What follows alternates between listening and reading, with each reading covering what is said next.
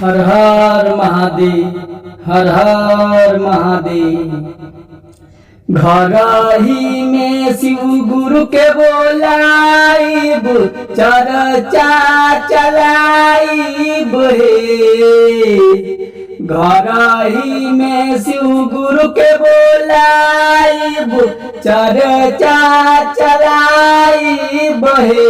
शिव गुरु चरण में जिंदगी बिताइब, भजन हम गाइब हे। शिव गुरु चरण में जिंदगी बिताइब, भजन हम सुनाइब हे। गाय के घिया से दिया जराइब, हर नर भैया के बुलाइब हे।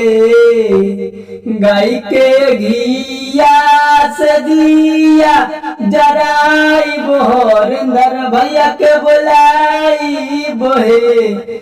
शिव गुरु चरण में जिंदगी बिताइब, भजन हम सुनाइब हे।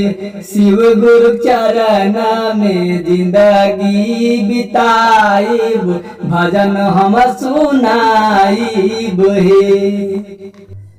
जाई के बजरिया से फल फूल लाइब, नीलम दीदी के बोलाइब हे। जाई के बजरिया से फल फूल लाइब, नीलम दीदी के बोलाइब हे।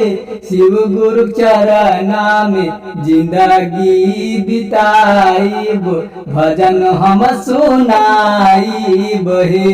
शिव गुरु चरण में जिंदगी बिताइब, भजन हम सुनाइब हे। शिव गुरु चरण में जिंदगी बिताइब, भजन हम सुनाइब।